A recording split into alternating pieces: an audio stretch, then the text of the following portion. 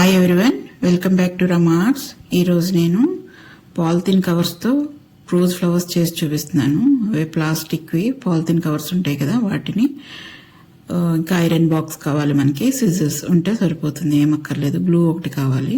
Okay, ఒక cover వచ్చి 4 foldings చేస్తాము, అటు ఇటు కట్ చేసేసి. అలా 2 కవర్స్ తీసుకుని మొత్తం 8 లేయర్స్ కింద వస్తుంది కదా, దాన్ని ఒక పేపర్ కింద ఒక పేపర్ పైన ఒక పేపర్ పెట్టుకుని మధ్యలో అది పెట్టి, న్యూస్ పేపర్ అయితే అది దాని ప్రింట్ అంటుకుపోతుంది, ప్లెయిన్ పేపరే బెటర్. ఐరన్ బాక్స్కి మీడియం హీట్ పెట్టుకుని ఐరన్ చేసుకోవాలి. ఐరన్ అది 8 లేయర్స్ అంటుకుని స్టిఫ్గా తయారవుతుంది. ఆ టెక్స్చర్ కూడా చాలా బాగా వస్తుంది, పైన న్యాచురల్గా అనిపిస్తుంది. తర్వాత ఒక వైట్ పేపర్ తీసుకుని దాని మీద ఒక ఫ్లవర్ లాగా పెన్సిల్తో మార్క్ చేసుకోవాలి. నీట్గా గీసుకుని అది థిక్ చేసుకుని కట్ చేసుకోవాలి. దాన్ని మనకి పెద్ద ఫ్లవర్ కావాలంటే కొంచెం పెద్దదిగా గీసుకుని కట్ చేసుకోవాలి. నేనైతే ఒక మీడియం సైజ్ ఫ్లవర్ వచ్చేలాగా చేసి చూపిస్తున్నాను ఈ వీడియోలో. నీట్గా కట్ చేసుకున్నాక దాన్ని ఆరెంజ్ కలర్ తీసి చూపిస్తున్నాను. ఫస్ట్ అయితే దాన్ని 4 ఫోల్డింగ్స్ కింద పెట్టుకుని, ఇంకా కొంచెం మిగులుతుంది యాక్చువల్లీ, అలా తీసుకుని కట్ చేసుకోవాలి. కట్ చేసుకున్నాక ఎడ్జెస్ కొంచెం లోపలికి కట్ చేయాలి, ఆ రౌండే కాకుండా ఎడ్జ్కి విడివిడిగా కట్ చేసుకోవాలన్నమాట. తర్వాత గ్లూ 7000 B గ్లూ తీసుకున్నాను. దానికి ఒక పెటల్కి గ్లూ అప్లై చేసుకుని ఒక కోన్ షేప్లో అంటించుకోవాలి.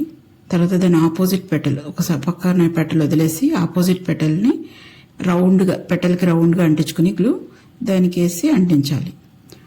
మళ్ళీ అంతే, పక్క పెటల్ ఏ పెటల్ అయినా పర్వాలేదు. ఫస్ట్ దానికి ఒక పెటల్ తీసుకుంటాం, దాని ఆపోజిట్ పెటల్. తర్వాత నుంచి ఏ పెటల్ అయినా మనం ఎంఎంని అంటించుకోవచ్చు, ఏదైనా పర్వాలేదు, అది ఇది అని ఏమి ఉండదు.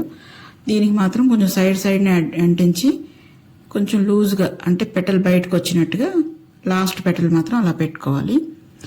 తర్వాత మధ్యలో మళ్ళీ గ్లూ పెట్టుకుని తయారు చేసింది ఆ మిడిల్లో పెట్టాలి. సెకండ్ పీస్ ఇది.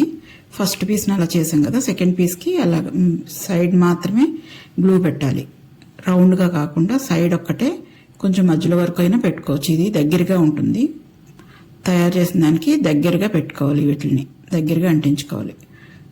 ఓవర్లాప్ అవుతూ ఒక పెటల్ ఓవర్లాప్ అవుతూ దగ్గరికి పెట్టుకోవాలి. తర్వాత మళ్ళీ థర్డ్ పీస్కి మధ్యలో గ్లూ పెట్టుకుని ఆ తయారు చేసింది పెట్టుకుని ఆ వీడియోలో కనిపిస్తున్నట్టుగా అలా పెట్టాలి.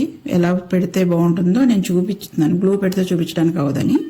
మళ్ళీ సైడ్ని కొంచెం గ్లూ పెట్టుకుని మరీ లోపలికి కాకుండా సైడ్ పెట్టుకోవాలి. థర్డ్కి వచ్చి మళ్ళీ అలా ఓవర్లాప్ అవుతూ కొంచెం లూజ్గా వచ్చేటట్టుగా అంటించుకోవాలి. గ్లూ పెట్టిన ఒక 2 సెకండ్స్, ఒక 3 సెకండ్స్ అలా వదిలేసి అప్పుడు అంటించుకుంటే త్వరగా అంటుకుపోతుంది. తర్వాత మళ్ళీ ఫోర్త్ది అనమాట. ఫోర్త్ది ఇంకా ఈ బయటికి ఉండాలి, విచ్చుకున్నట్టు, ఫ్లవర్ విచ్చుకున్నట్టుగా అనిపించాలన్నమాట. ఎడ్జ్లో ఇచ్చి కొంచెం గ్లూ తక్కువ పెట్టాలి, ఎడ్జ్లో మాత్రమే ఇవ్వాలి. ఇచ్చి లైట్గా అలాగా సైడ్కి అంటించుకుంటే కొంచెం విడివిడినట్టు ఉంటుంది అనమాట.